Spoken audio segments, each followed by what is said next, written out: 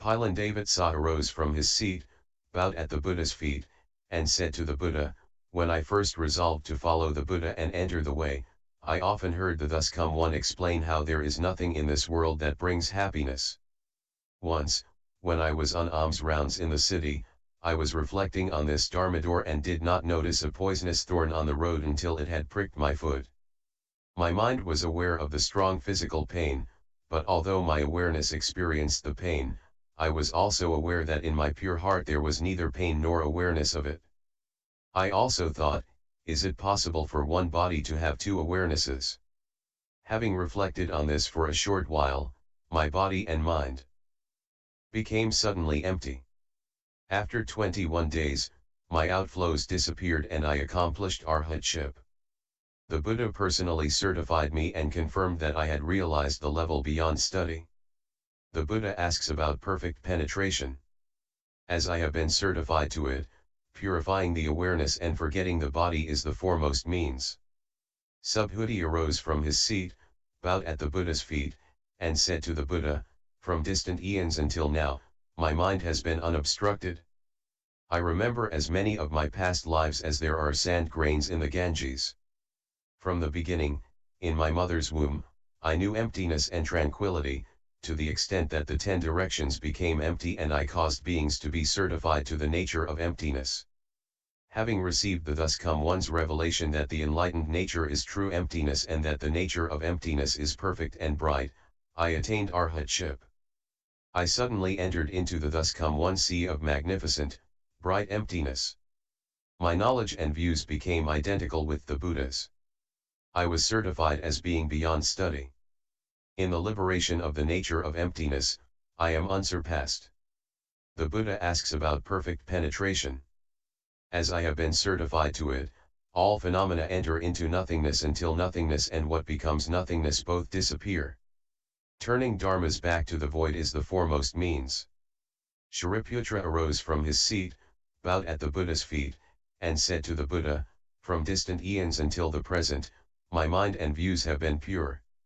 In this way I have undergone as many births as there are sand grains in the Ganges. At one glance I am able to understand all the various transformations and changes of both what is worldly and what is world transcending without any obstruction. Once I met the Kashyapa brothers on the road, and walked along with them. They spoke about causes and conditions, and I awakened to the boundlessness of my mind. I followed the Buddha and left the home life. My seeing awareness became bright and perfect, I obtained great fearlessness and became an arhat. As one of the Buddha's elder disciples, I am born from the Buddha's mouth, transformation ally born from the Dharma." The Buddha asks about perfect penetration. As I have been certified to it, for the mind and the seeing to emit light and for the light to radiate throughout both knowing and seeing is the foremost means. Universal worthy Bodhisattva arose from his seat, bowed at the Buddha's feet, and said to the Buddha, "I have been a Dharma prince with as many thus come ones as there are sand grains in the Ganges." The thus come ones of the 10 directions tell their disciples who have the roots of a Bodhisattva to cultivate the universal worthy conduct, which is named after me. World honored one, I use my mind to listen and distinguish the knowledge and views of beings. In other regions as many realms away as there are sand grains in the Ganges, for each being who resolves to practice the conduct of universal worthy, I immediately mount my 6-tusked elephant and create hundreds of thousands of reduplicated bodies which go to those places. Although their obstacles may be so heavy that they cannot see me, I secretly rub their crowns, protect and comfort them, and help them succeed. The Buddha asks about perfect penetration. The basic cause I speak of is listening with the mind, distinguishing at ease, and emitting light. This is the foremost means. Sundarananda arose from his seat, bowed at the Buddha's feet, and said to the Buddha, "When I first left home and followed the Buddha to enter the way, I received the complete precepts, but my mind was always too scattered for samadhi, and I could not attain the state of having no outflows. The world-honored one taught Kausthila and me to contemplate the white spot at the tip of our noses. From the first, I contemplated intently. After 3 weeks, I saw that when I inhaled and exhaled, The breath in my nostrils looked like smoke. Internally my body and mind became bright, and externally I perfectly understood that the world was like crystal, empty and pure. The smoky appearance gradually disappeared, and the breath in my nostrils became white. My mind opened and my outflows were ended. Every inhalation and exhalation of breath was transformed into light, which illumined the 10 directions, and I attained arhatship. The world-honored one predicted that in the future I would obtain Bodhi. The Buddha asks about perfect penetration. I did it by means of the disappearance of the breath, until eventually the breath emitted light and the light completely extinguished my outflows. That is the foremost means. Purnama Trianiputra arose from his seat, bowed at the Buddha's feet, and said to the Buddha, "For vast eons I have possessed unobstructed eloquence. When I discuss suffering and emptiness I penetrate deeply into ultimate reality. In the same way, I feel no fear as I give subtle, wonderful instruction to the assembly concerning the secret Dharma doors of as many thus come ones as there are sand grains in the Ganges." The world-honored one knew that I had great eloquence, and, using his sound to turn the Dharma wheel, taught me to propagate the Dharma. I joined the Buddha to help him turn the Dharma wheel. I accomplished arhatship due to his lion's roar. The world-honored one certified me as being foremost in speaking Dharma. The Buddha asks about perfect penetration. I used the sounds of Dharma to subdue demons and adversaries and to melt away my outflows. That is the foremost means. Upali arose from his seat, bowed at the Buddha's feet, and said to the Buddha, "I followed the Buddha in person when he fled the city and left the home life. I observed the thus come one endure 6 years of diligent asceticism. I watched the thus come one subdue all the demons, and adherents of external paths and become liberated from all outflows based on worldly desire and greed. I based myself on the Buddha's teaching of precepts, encompassing the 3,000 awesome deportments and the 80,000 subtle aspects until both my karma of the nature and karma of restraint became pure. My body and mind became tranquil, and I accomplished arhatship. In the thus come one's assembly, I record the rules governing discipline. The Buddha himself certified my mind's upholding of the precepts and my genuine cultivation of them. I am considered a leader of the assembly." The Buddha asks about perfect penetration. I disciplined the body until it attained ease and comfort. Then I disciplined the mind until it attained penetrating clarity. After that, both body and mind experienced keen and thorough absorption. That is the foremost means. Mahamoggalyayana arose from his seat, bowed at the Buddha's feet, and said to the Buddha, "Once when I was out on the road doing alms rounds, I met the 3 Kashyapa brothers Uravalva, Gaya, and Nadi who proclaimed for me the thus come one's profound principle of causes and conditions. I immediately brought forth the resolve and obtained a great understanding. The thus come one accepted me, I was spontaneously clad in the kashaya and my hair and beard fell out by themselves. I roamed the 10 directions, having no impeding obstructions. My spiritual penetrations, which are esteemed as unsurpassed, and I accomplished arhatship. Not only the world-honored one, but the thus come ones of the 10 directions praise my spiritual powers as being perfectly clear and pure, masterful, and fearless." The Buddha asks about perfect penetration. By means of unrelenting attention to the profound, the light of my mind was revealed, just as water becomes clear when the mud settles. Eventually my mind became pure and lustrous. That is the foremost means. Akushma came before the Buddha, put his palms together, bowed at the Buddha's feet, and said to him, "I can still remember how many eons ago I was filled with excessive greed and desire. The Buddha named King of Emptiness was in the world, and he said that people with too much lustful desire turn into a raging mass of fire. He taught me to contemplate the coolness and warmth found throughout my entire body. A spiritual light coalesced inside me and transformed my thoughts of excessive lust into the fire of wisdom. After that, all the Buddhas referred to me by the name Firehead. Due to the strength of this fire-light samadhi, I accomplished arhatship. I made a great vow that when any Buddha accomplishes the way, I will be a powerful knight and personally subdue the demon's enmity. The Buddha asks about perfect penetration. I used attentive contemplation of the effects of heat in my body and mind until it became unobstructed and penetrating and all my outflows were consumed. I produced a blazing brilliance and ascended to enlightenment. That is the foremost means. The Bodhisattva maintaining the earth arose from his seat, bowed at the Buddha's feet, and said to the Buddha, I remember when universal light thus come one appeared in the world in the past. I was a bhikshu who continually worked on making level the major roads, ferry landings, and the dangerous spots in the ground, where the disrepair might hinder or harm horse carriages. I did everything from building bridges to hauling sand. Throughout the appearance of limitless Buddhas in the world I was diligent in this hard labor.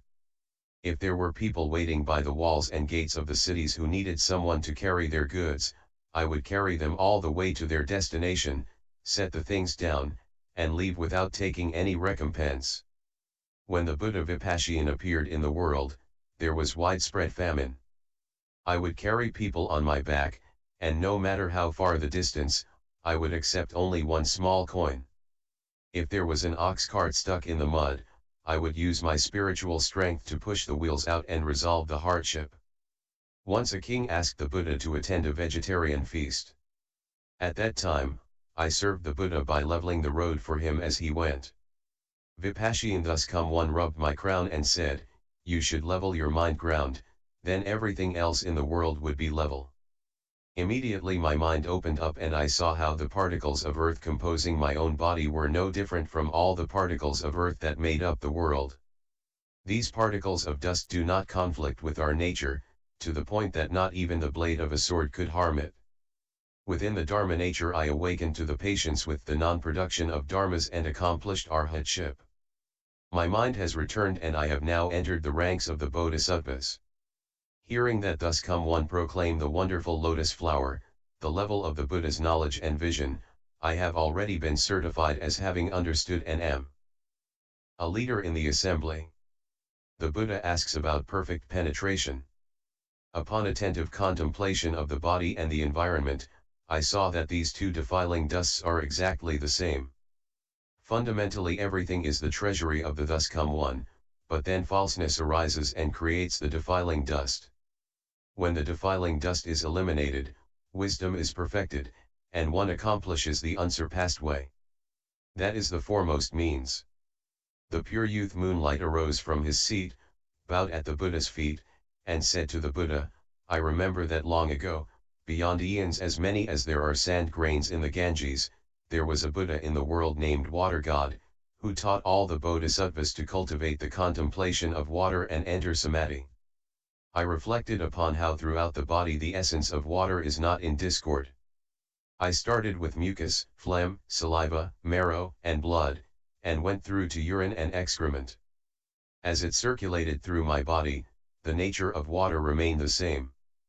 I saw that the water in my body was not at all different from that in the world outside, even that in royal lands of floating banners with all their seas of fragrant waters. At that time, when I first succeeded in the contemplation of water, I could see only water. I still had not gotten beyond my physical body. I was a bhikshu then, and once when I was in dhyana repose in my room, a disciple of mine peeked in the window and saw only clear water filling the entire room. He saw nothing else. The lad was young, and not knowing any better, he picked up a tile and tossed it into the water. It hit the water with a plunk. He gazed around and then left. When I came out of concentration, I was suddenly aware of a pain in my heart, and I felt like Shariputra must have felt when he met that cruel ghost. I thought, I am already an arhat and have long since abandoned conditions that bring on illness. Why do I suddenly have this pain in my heart? Am I about to lose the position of non-retreat? Just then, the young lad came promptly to me and related what had happened. I quickly said to him, when you see the water again, open the door, wade into the water, and remove the tile. The boy was obedient, so when I re-entered samadhi, he again saw the water and the tile as well, opened the door, and took it out. When I came out of concentration, my body was as it had been before. I encountered limitless Buddhas and cultivated in that way until the coming of the thus come one, king of masterful penetrations of mountains and seas. Then I finally had no body. My nature and the seas of fragrant waters throughout the 10 directions were identical with true emptiness, without any duality or difference. Now I am with the thus come one and am known as a pure youth, and I have joined the assembly of bodhisattvas. I penetrated through to the flow of a single flavor, obtained patience with the non-production of dharmas, and reached the perfection of bodhi.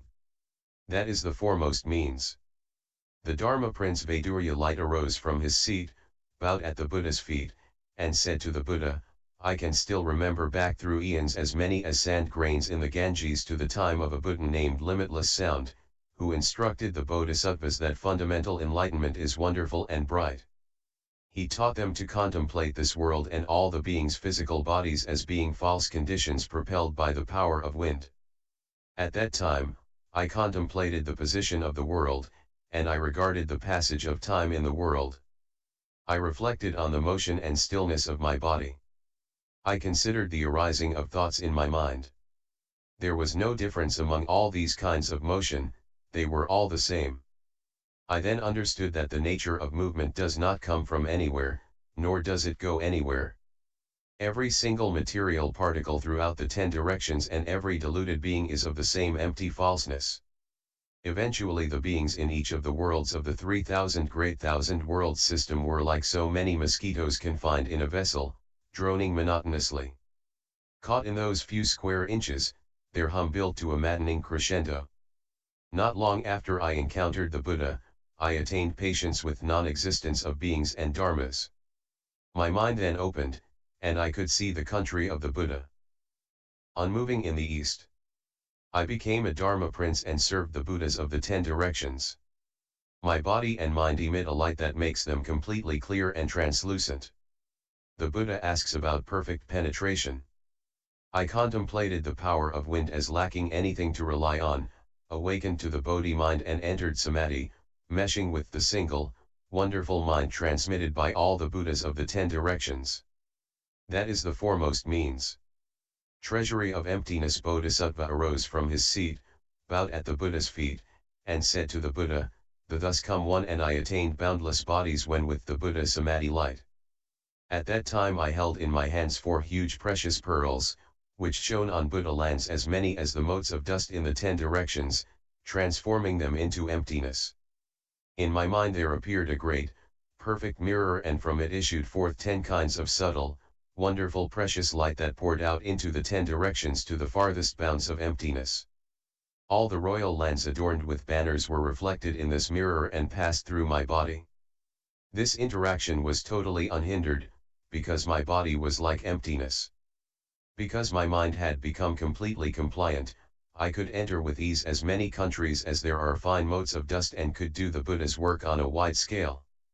I achieved this great spiritual power from contemplating in detail how the 4 elements lack any reliance, how the arising and ceasing of false thoughts is no different from emptiness, how all the Buddha lands are basically the same. Once I realized this identity, I obtained patience with the non-existence of beings and dharmas. The Buddha asks about perfect penetration. I used the contemplation of the boundlessness of emptiness to enter Samadhi and attain wonderful power and perfect clarity. That is the foremost means. Maitreya Bodhisattva arose from his seat, bowed at the Buddha's feet, and said to the Buddha, I remember when, as many eons ago as there are fine motes of dust, a Buddha named Light of Sun, Moon and Lamp appeared in the world. Under that Buddha I left the home life, yet I was deeply committed to worldly fame and liked to associate with people of good families. Then the world-honored one taught me to cultivate consciousness-only concentration, and I entered that Samadhi. For many eons I have made use of that Samadhi as I served as many Buddhas as there are sand grains in the Ganges. My seeking for worldly name and fame ceased completely and never recurred. When Burning Lamp Buddha appeared in the world, I finally accomplished the unsurpassed, wonderfully perfect Samadhi of consciousness. I went on until, to the ends of empty space, all the lands of the thus come one, whether pure or defiled, existent or non-existent, were transformations appearing from my own mind. World-honored one, because I understand consciousness only, limitless thus come ones flow forth from this nature of consciousness. Now I have received the prediction that I will be the next to take the Buddha's place. The Buddha asks about perfect penetration. I intensely contemplated the 10 directions as originating only from consciousness. When the consciousness is perfect and bright, one perfects wisdom that perceives ultimate reality. One leaves behind reliance on others and attachment to incessant calculating and attains the patience with the non-existence of beings and dharmas. That is the foremost means. The Dharma Prince Great Strength, together with 52 fellow bodhisattvas, arose from their seats, bowed at the Buddha's feet, and said to the Buddha, I remember when, as many eons ago as there are sand grains in the Ganges River, a Buddha called Limitless Light appeared in the world. During that same eon, there were 12 successive thus come ones, the last of whom was called Light surpassing the sun and the moon Buddha. Those Buddhas taught me the Buddha recitation samadhi. Suppose there are 2 people, one of whom always remembers the other, while the other has entirely forgotten about the first one. Even if these 2 people were to meet or see each other, it would be the same as not meeting or seeing each other. On the other hand, if 2 people develop intense memories for one another, then in life after life, they will be together like an object and its shadow, and they will never be separated. The thus come ones of the 10 directions are tenderly mindful of living beings just like a mother remembering her son. But if the son runs away, of what use is the mother's concern? However, if the son remembers his mother in the same way that the mother remembers her son, then in life after life mother and son will never be far apart. If living beings remember the Buddha and are mindful of the Buddha, they will certainly see the Buddha now and in the future. Being close to the Buddha, even without the aid of expedients, they will awaken by themselves. That is like a person who, once perfumed by incense, carries the fragrance on his body. That is called the adornment of fragrance and light. On the causal ground, I used mindfulness of the Buddha to be patient with the non-arising of both beings and dharmas. Now in this world I gather in all those who are mindful of the Buddha, and I bring them back to the Pure Land. The Buddha asks about perfect penetration. I would select none other than gathering in the 6 sense faculties through continuous pure mindfulness of the Buddha to obtain samadhi. That is the foremost means. Volume 5, Part 2. If living beings remember the Buddha and are mindful of the Buddha, they will certainly see the Buddha now and in the future. Being close to the Buddha, even without the aid of expedients, they will awaken by themselves. That is like a person who, once perfumed by incense, carries the fragrance on his body. That is called the adornment of fragrance and light. On the causal ground, I used mindfulness of the Buddha to be patient with the non-arising of both beings and dharmas. Now in this world I gather in all those who are mindful of the Buddha, and I bring them back to the Pure Land. The Buddha asks about perfect penetration. I would select none other than gathering in the 6 sense faculties through continuous pure mindfulness of the Buddha to obtain samadhi. That is the foremost means.